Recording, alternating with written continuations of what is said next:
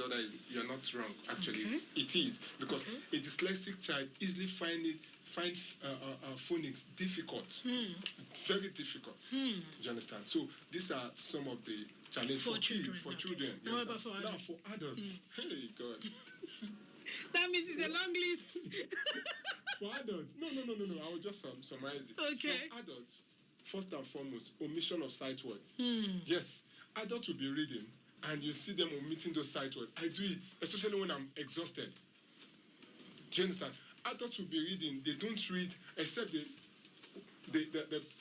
point at what they are reading. For instance, do you understand?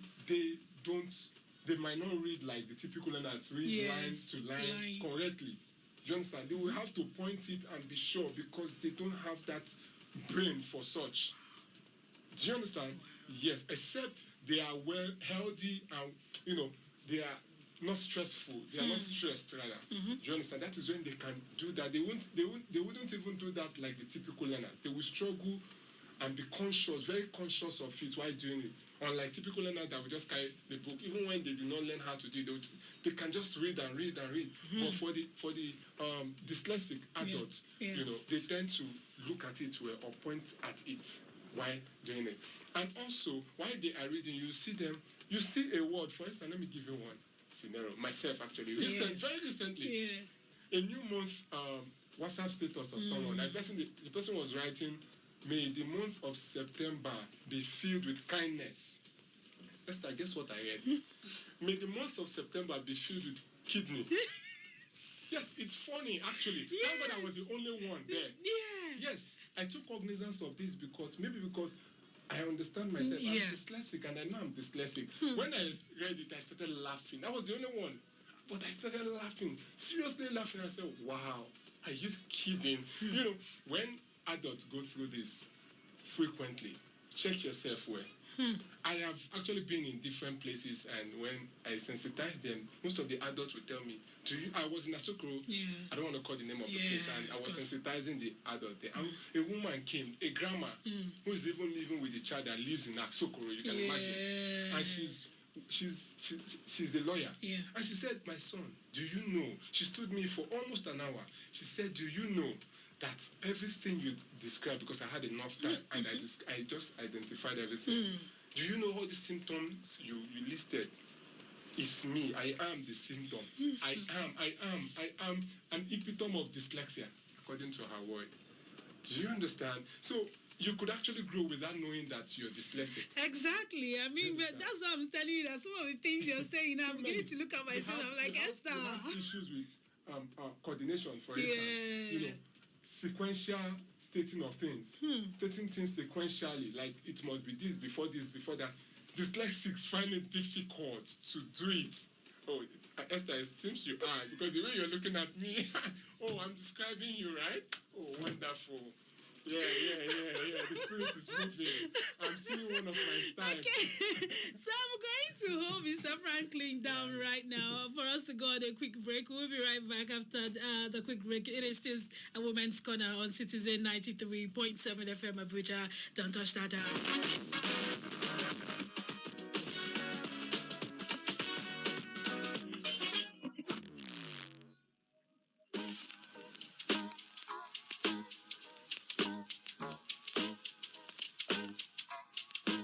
Need a lift? Feeling low, bored, or confused? Want your dream to brightly glow? Here is what to do. Women's Corner is waiting just for you. Education, work, lifestyle, career, mentorship, and family too. We will tackle the issues, provide solutions, and see you through. Finding your voice, reaching high, and making an impact. Women's Corner, where knowledge can fly. Join us every Mondays and Wednesdays at 1 p.m. for inspiring stories and practical advice to reach all your glories. It's Women's Corner on Citizen 93.7 FM Abuja. Woman, don't fall body.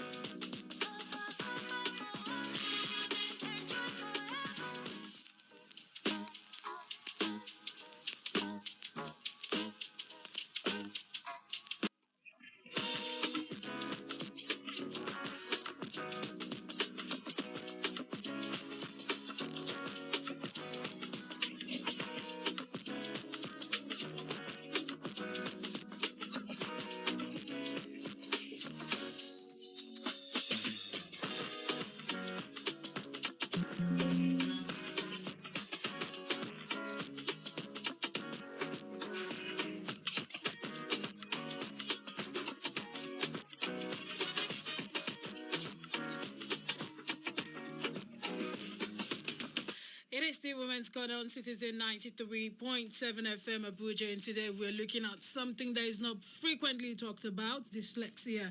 How much do you know about it? Are you sure you're not even dyslexic? Dyslexic? Because now I'm looking at myself, I'm like, Esther, it's like you need to go and check yourself based on some of the things Mr. Franklin have listed so far.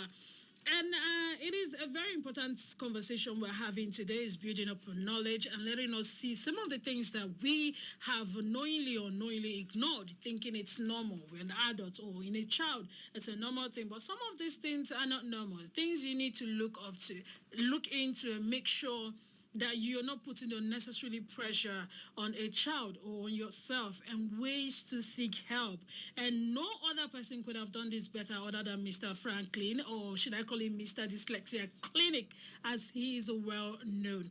Now, with everything that you've said so far, experience-wise, give me a story. How was it like when you identified, like growing up, having people throw words at you, say things to you?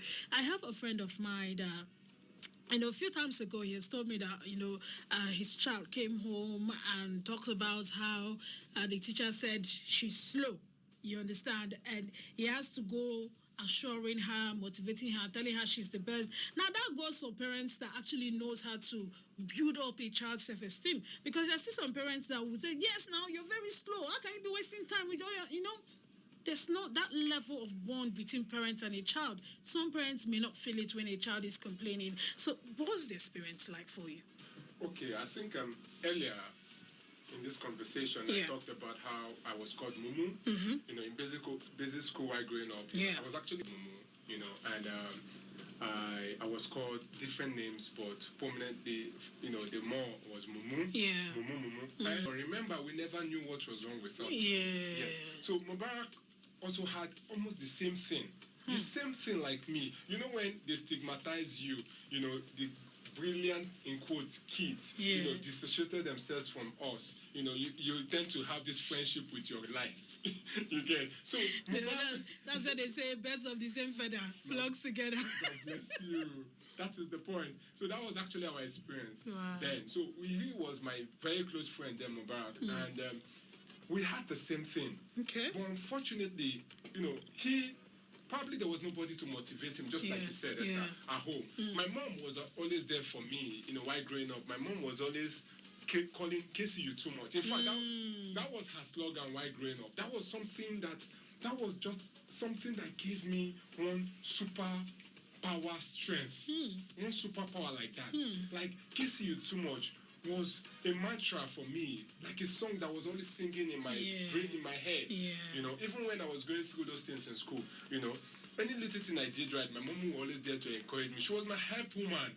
Kiss you too much, and I was believing in her, like, because she said it and she gave birth to me, we were made as kids then, we were made to believe that so long your mother that conceived you said you are this, that is who you are. So we believe that traditional thing. So because of that, I was believing I'm great. I'm great. So that thing kept me going, regardless those things. But Mubarak, I think there was nobody at home because he was actually staying with his grandma, actually. So I think there was nobody at home to encourage him or something.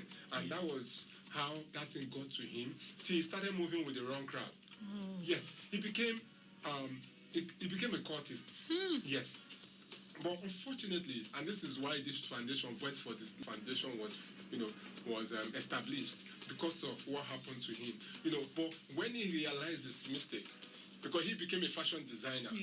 But when he realized that, okay, responsible people have started moving with him after school and everything, and they started moving with him because of his skills. He was so good at it, and they love to patronize him.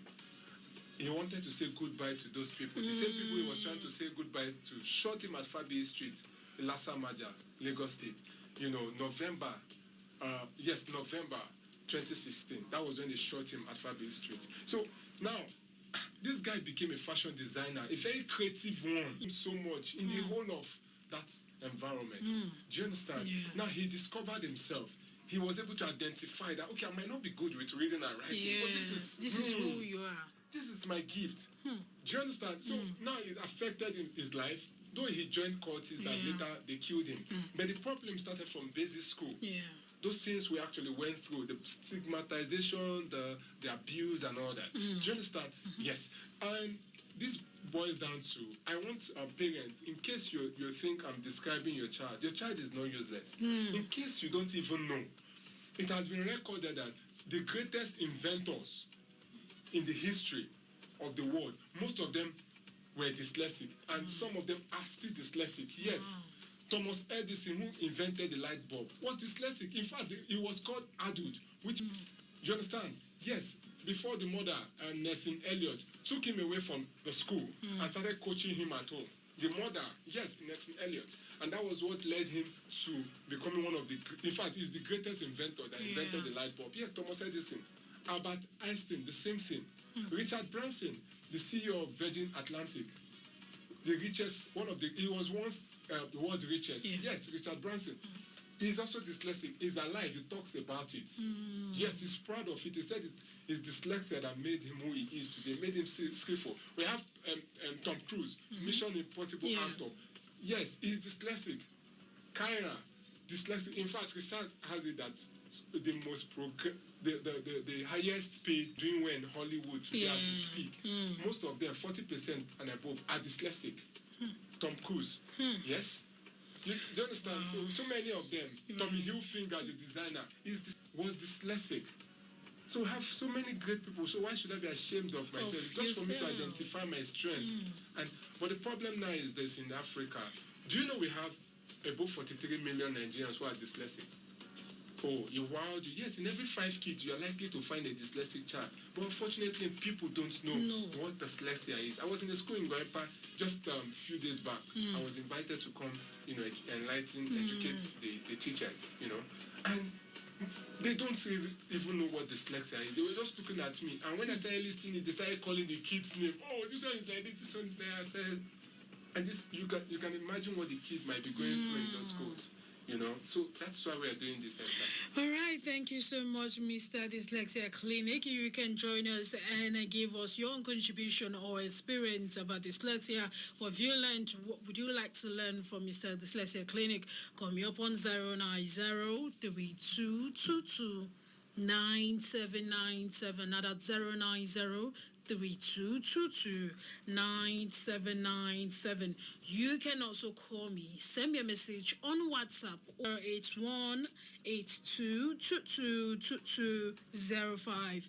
Now that's 08182222205. Now I would like to ask you, is dyslexia hereditary?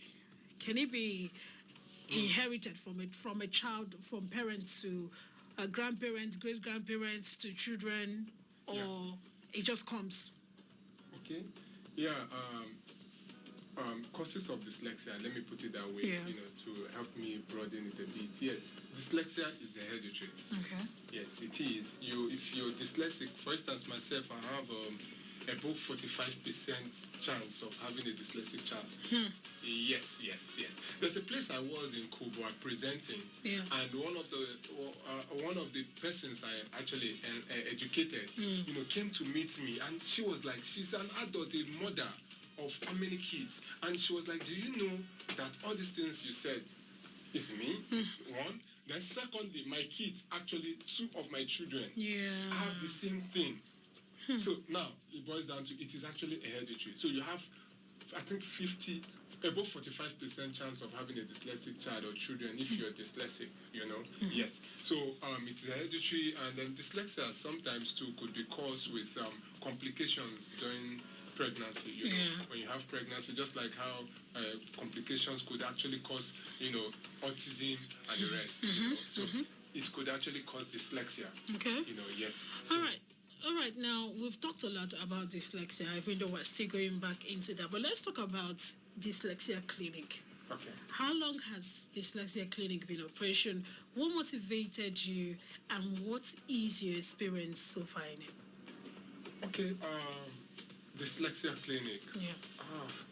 Okay, actually used to be a clinic before. Okay. I've always believed that anybody that comes close to me will get healed. I've always been a speaker. I've always enjoyed speaking. I've always been a teacher also, you know, and whenever I teach, I transform lives. Okay. Do you get? So the clinic, actually, I believe I've always seen people come close to me, even people that were depressed or never understood themselves, because depression most time comes when you lack self-identity, you know. So people that never understood themselves, which has led them to depression or some other things in life, because when you don't identify yourself, you tend to go into this drug abuse, social decadence, and the rest. So when they come close to me, I see myself transforming them. So I become the clinic. Though the clinic with a K, not the C now. That begins with a K. You understand? So I become the clinic. Then I spelt it that way because most dyslexic would have spelt it that way, as a dyslexic. Do you understand? So now I actually included dyslexia there because being a dyslexic person, an advocate for dyslexia awareness, and also someone that has actually experienced, that has passion for it, I just believe me calling myself dyslexia is more or less a more sacrifice to the movement, so that when people get to hear Mr. Dyslexia, start asking questions.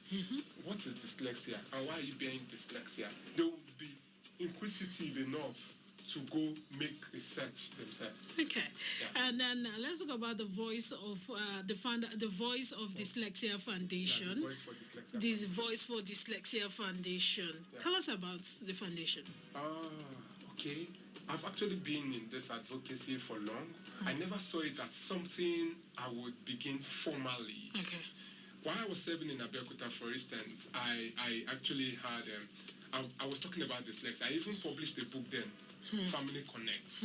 You know, a lot about, the topic was what you don't know about dyslexia. Okay. So that was my personal CDS project, you get. So I've always loved to talk about dyslexia, to help people, you know, about dyslexia. But I decided to establish it this big because I noticed that I wouldn't have gone this far without that brand. I had a passion of going to schools, for instance, and you can't go to school just as an individual.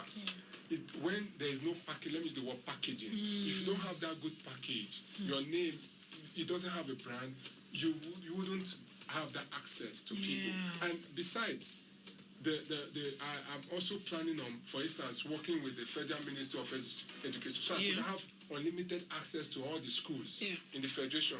That's my vision. Now, we are in progress. You know, there are so many things required, and that was what led to even going further to have that brand, have the name. And I said, no, I have to just have a foundation. Wow. Now, in your foundation, what has been the challenge like, especially trying to drive a message in embodying your identity and having to educate communities, parents, teachers, and even the person himself, him or herself, like, this is what this is and this is how to go about it. Has been the challenge for you? Okay, for me, I think being dyslexic and has killed a lot of challenges that I would have faced. You know, yes, you have a first-hand knowledge, experience of dyslexia, you know, and also someone that has also studied it, went for a program, you know, in the UK, and you've done some course and all that. So now you know a lot about it. That's fine. But the challenge is there, which I think you should know in this country is, you know, finance. You know, all the while, to date, I've not got a one kobo into our NGO account, for instance. 1 naira, I'm not joking. My NGO account is, I'm not calling the figure now, except you permit, but it's UBA, for instance.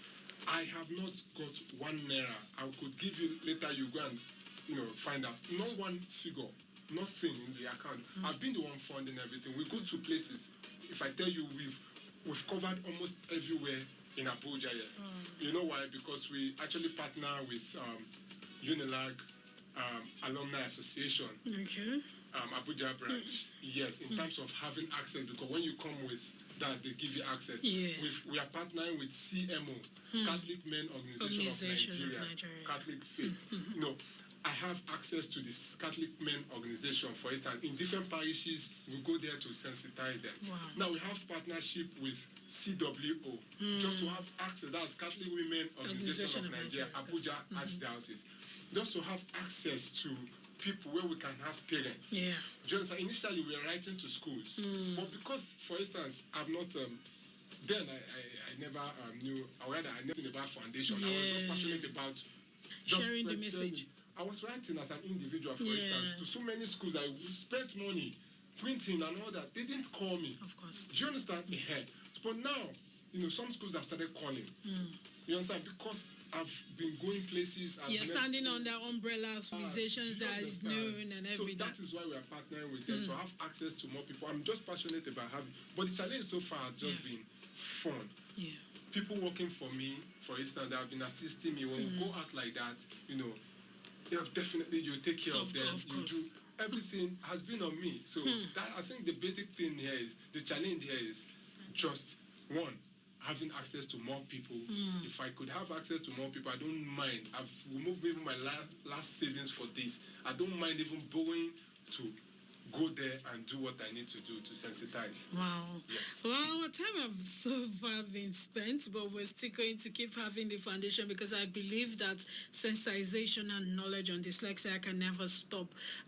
It's something that we have to keep pushing more people to know who they are and know your identity and learn to embody your identity. And of course, if there are areas where you need to fix, you have to fix it. That's the progress in life. And so I want to say thank you for pushing something that is not common in our Nigerian context. Exactly. Yeah, it's not common here. But then I will ask you, what? Even though it is rampant. Yeah. Statistics are rampant. Of course it is. 43 million Nigerians. Yeah.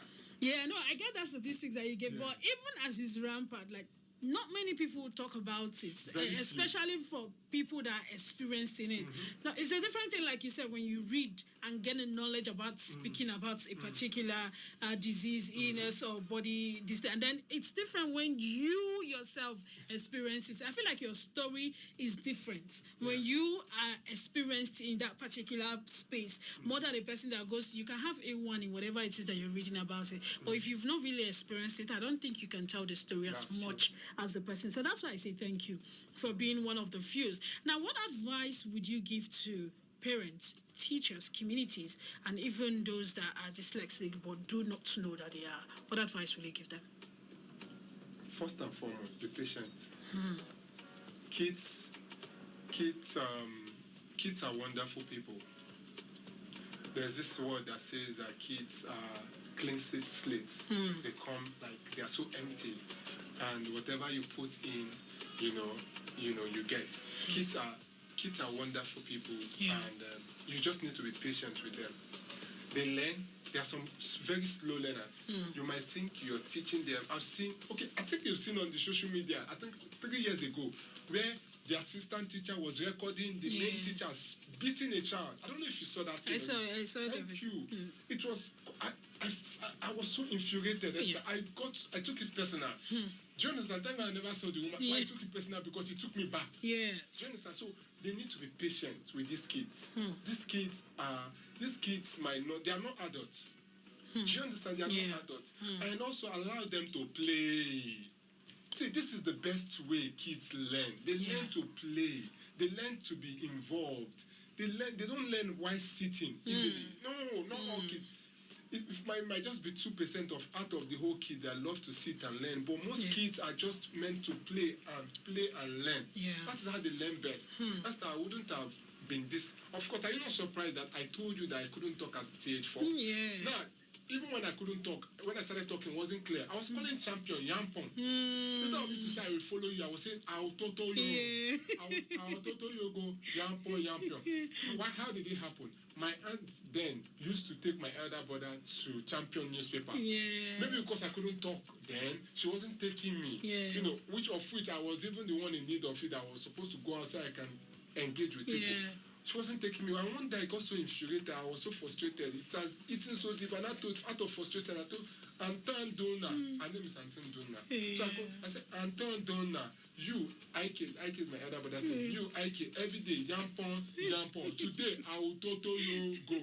To date, she still talks about it and laughs. So, be patient with the kids. You understand? Don't give up on them easily. Okay.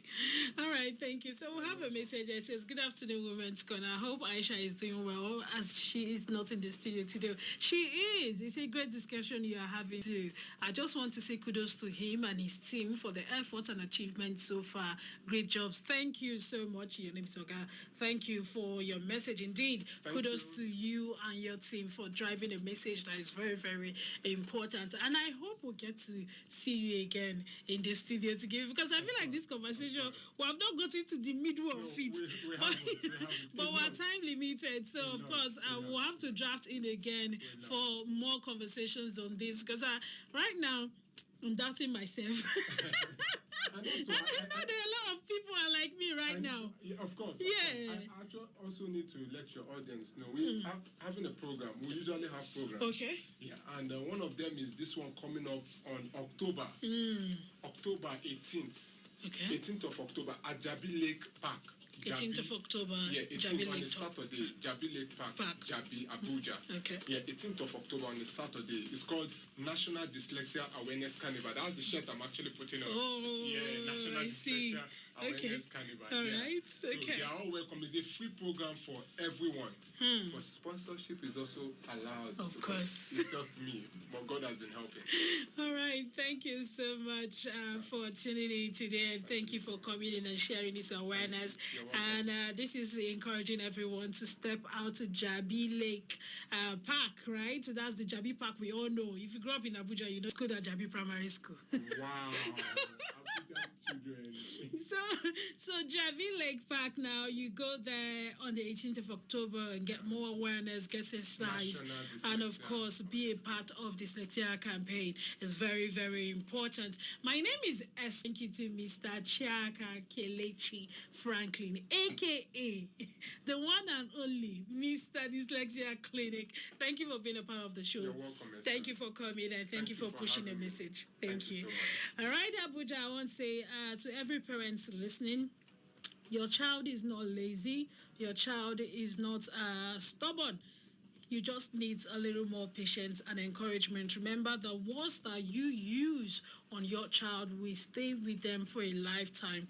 That's why you always remember to use the right words on your kids and motivate them and tell them they are the best at what they do. And always, it's not everything that is spiritual. Please, to the proper hospital to get proper checkup. My name is Esther. Hopefully, we'll see you same time, same station next time. And don't touch that dial. Stay tuned for the next program.